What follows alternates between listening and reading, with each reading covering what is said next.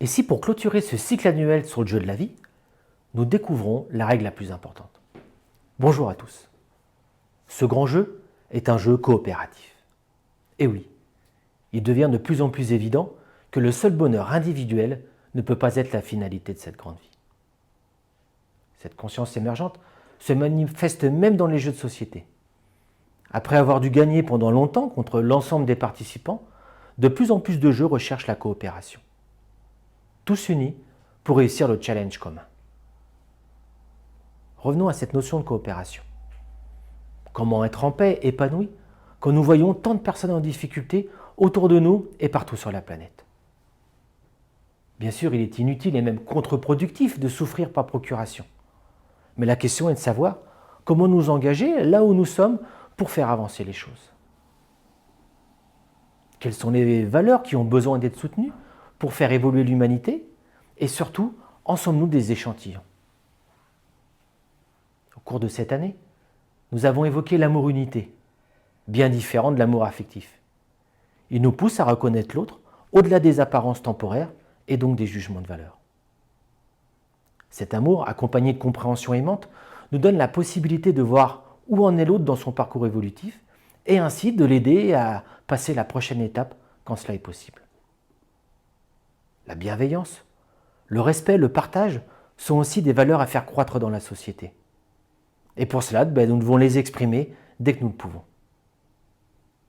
Au fur et à mesure de notre évolution, notre champ de responsabilité va s'étendre de plus en plus dans une dynamique inclusive. Dans un premier temps, nous avons appris à devenir responsables de nous-mêmes, une étape essentielle. Puis de la famille que nous avons créée ou réunie, puis encore d'ensemble toujours plus grand en fonction de notre élargissement de conscience. Et une chose importante est que si nous commençons par expérimenter la responsabilité individuelle, nous devons découvrir la co-responsabilité, qui laisse à chacun la possibilité de faire sa part et donc de participer à l'évolution de conscience. Comme nous l'avons vu lors de la deuxième vidéo de cette année, Servir ensemble, nous sommes tous issus de l'âme une, ce qui est à l'origine de notre interdépendance les uns envers les autres. Une autre chose que nous partageons tous ensemble, c'est notre karma collectif, accumulé tout au long de l'histoire de l'humanité et de nos multiples incarnations. Pour le moment, il semble plutôt négatif, la conséquence des nombreuses guerres, prises de pouvoir et abus orchestrés par l'humanité dans son ensemble. Aucun peuple ni aucune nation n'est innocente vis-à-vis de ceci. Mais heureusement, un karma positif, souvent moins visible, se manifeste aussi aujourd'hui. Entre autres, dans la mise en place de plus justes relations à bien des niveaux. Toutes les personnes qui ont travaillé pour cela au cours des siècles, que ce soit au sein du couple, des familles, du monde économique, des gouvernements et de la diplomatie, ont semé des graines qui commencent à germer et à porter leurs fruits. Voyons maintenant comment le karma personnel est relié au karma collectif. Pour imaginer tout ça, on peut se représenter le karma par une papyrus, où la plus petite représenterait le karma personnel. Et là, on voit bien que le karma individuel s'insère dans un karma familial, qui lui-même s'insère dans un karma national, qui lui s'inscrit dans un karma continental, jusqu'au karma de l'humanité et même à celui de la planète Terre. Après, c'est notre état de conscience qui va nous permettre d'agir à différents niveaux. Avant le développement de la conscience individuelle, nous nous sentons victimes des événements ou même fatalistes vis-à-vis de ceux-ci, et c'est justement en développant cette conscience individuelle que nous allons pouvoir nous rebeller et agir pour changer les choses. Mais si dans un premier temps, c'est la lutte qui se met en place, la conscience s'affinant, il devient de plus en plus clair que nous devons transmuter à l'intérieur de nous ce qui nous dérange à l'extérieur. C'est la clé de l'effet miroir que nous avons vu au mois de juin, qui nous permet, en regardant l'extérieur, de découvrir ce que nous portons à l'intérieur. Ensuite, au fur et à mesure du développement de la vision claire et de la conscience d'ensemble, nous pouvons faire notre part consciemment pour participer à l'épuration de notre karma familial, puis après, dans un mouvement inclusif, à celui du pays jusqu'à celui de l'humanité. Nous pouvons voir que chacun, là où il en est, peut s'atteler à l'épuration du karma qui lui est proposé, et donc de générer du karma positif. Le premier à se manifester est notre karma personnel, qui est en résonance directe avec notre karma familial. Il est présent dès le début de notre construction et colore le milieu dans lequel nous allons grandir. L'avantage est qu'on ne peut pas y échapper et donc l'ignorer. Tout d'abord, ce sont les événements de notre vie qui nous poussent à vivre ou à revivre des expériences en lien avec notre karma. Et tout cela va nous obliger à agir ou à réagir de façon inconsciente dans un premier temps, puis de façon de plus en plus consciente au fur et à mesure que le sens de ces expériences va émerger.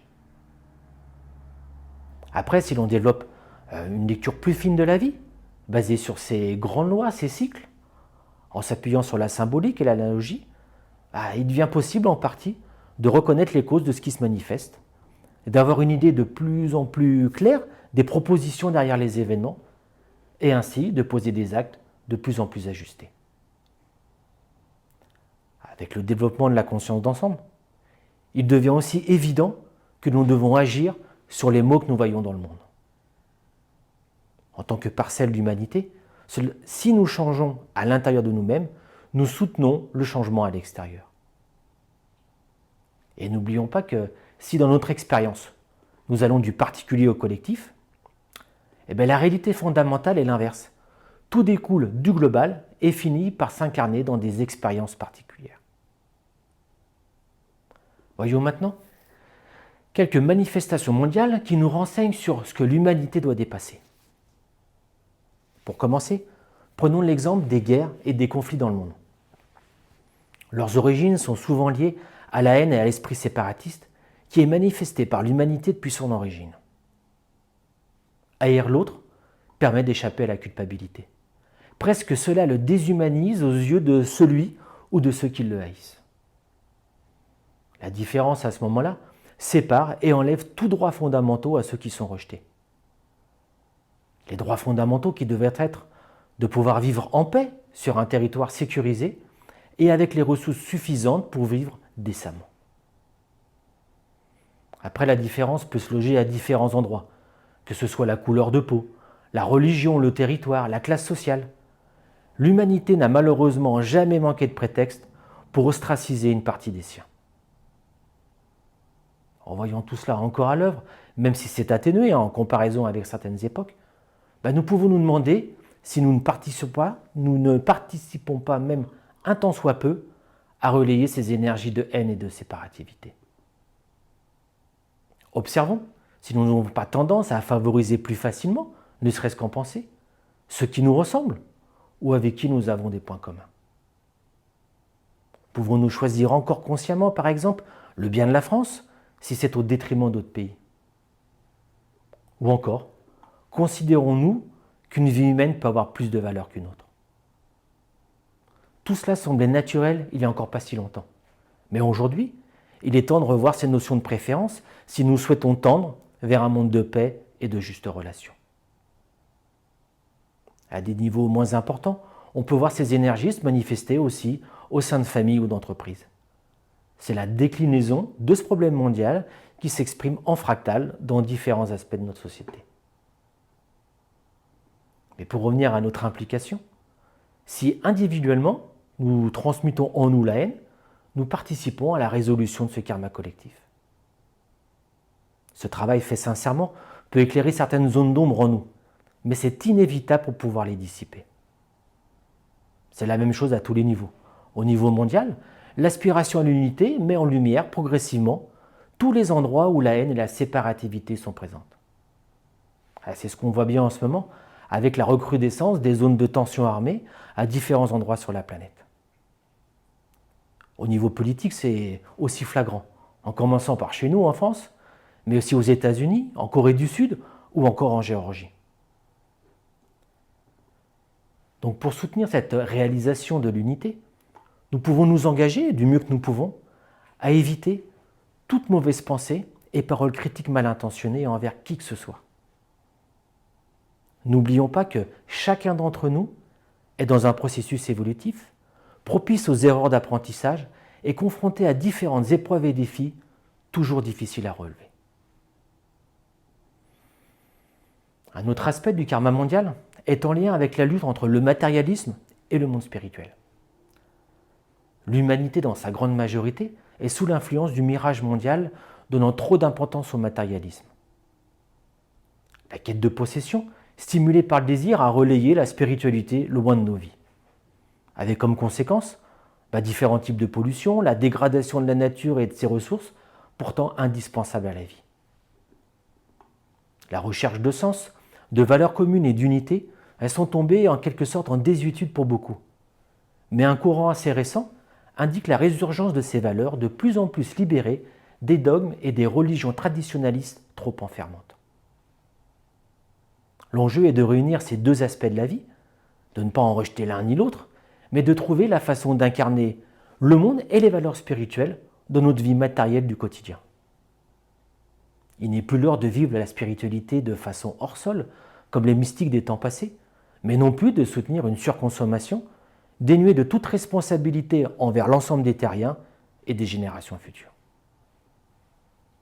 Chacun à notre façon, nous pouvons rechercher dans nos vies comment réunir concrètement ces deux polarités, comment ajuster notre consommation avec nos valeurs tournées vers l'ensemble. Une des pistes est de rechercher le contact avec l'âme, qui permet de combler la sensation de vide ou de manque, souvent à l'origine de nos compulsions et de nos désirs sans fin. Après, la difficulté est de trouver une voie qui nous convienne. Elles sont nombreuses potentiellement, mais demandent un vrai engagement et une recherche en profondeur. Les religions, les arts, les sciences, l'ésotérisme, la méditation, le don de soi, peuvent toutes, à leur façon, mener vers une connexion à l'âme et au vécu d'unité. Aucune n'est meilleure et bien souvent certaines se rejoignent. Mais attention, chacune peut aussi être des impasses quand elles sont séparatistes ou se prennent pour l'unique voie. Pour finir, évoquons l'appropriation des richesses et l'exploitation de l'humain qui se fait aussi bien entre pays que par des personnes au détriment de leurs semblables. Ce mécanisme est si présent dans notre histoire qu'il peut sembler inévitable, comme si l'humain ne pouvait être qu'égoïste, dominant et vengeur. On peut voir là un vestige de la loi du plus fort. Mais attention, la roue tourne. Toute puissance opprimante finit par être renversée. Du reste, c'est un effet du karma et de sa loi conséquence. Et cela, que ce soit des sociétés entières ou simplement des individus. Mais collectivement, il semblerait que nous avons des difficultés à en tirer les leçons. Quand un dictateur ou un régime autoritaire est combattu, bien souvent, ce qu'il remplace finit par se comporter de façon similaire. Si l'on prend les mouvements révolutionnaires, ils retirent les privilèges d'une minorité, bien souvent pour les donner à une autre. La Révolution française a transféré les pouvoirs de la noblesse à la bourgeoisie. Le pouvoir sans sagesse, sans vision spirituelle, finit par monter à la tête, et si l'on ne garde pas en ligne de mire le bien collectif, c'est le profit et l'exploitation qui prend le dessus. On peut observer ce fonctionnement à différents niveaux et échelles de grandeur dans la société, mais surtout dans le monde du travail et aussi bien dans le privé que dans la fonction publique. Les rapports hiérarchiques sont encore bien trop teintés de domination et de soumission, et trop peu exprimés dans une vision coopératrice et complémentaire, où chacun pourrait ressentir la valeur de son travail et donc de sa personne. Coopérer, c'est travailler ensemble à un but commun, tout le monde ayant la même valeur, même si chacun donne en fonction de qui il est et d'où il en est. Et nous, où en sommes-nous avec la notion de juste répartition ? Sommes-nous dans l'accumulation excessive ou ouverts à différentes formes de partage ? Ce partage n'est pas forcément matériel ou financier, même s'il peut l'être, mais peut aussi être une disponibilité pour des échanges sensibles, de l'écoute, un partage de connaissances. Chacun peut découvrir la forme de don qui lui convient. Autrement, cherchons-nous toujours le plus grand bénéfice pour nous-mêmes ou recherchons-nous l'équilibre gagnant-gagnant où chacun peut être respecté et satisfait ? Tout cela n'est pas si simple, surtout tant que nous ne nous sommes pas un tant soit peu éloignés de la peur viscérale du manque. Et une fois de plus, c'est le contact avec l'âme et son toucher d'unité qui nous soutient et nous inspire pour changer d'attitude et réaliser cette grande loi de coopération. Pour que nous soyons tous gagnants, épanouis, il est évident que la coopération, le partage doivent devenir les fondations de l'âge nouveau qui permettront la réalisation d'une société réellement humaniste.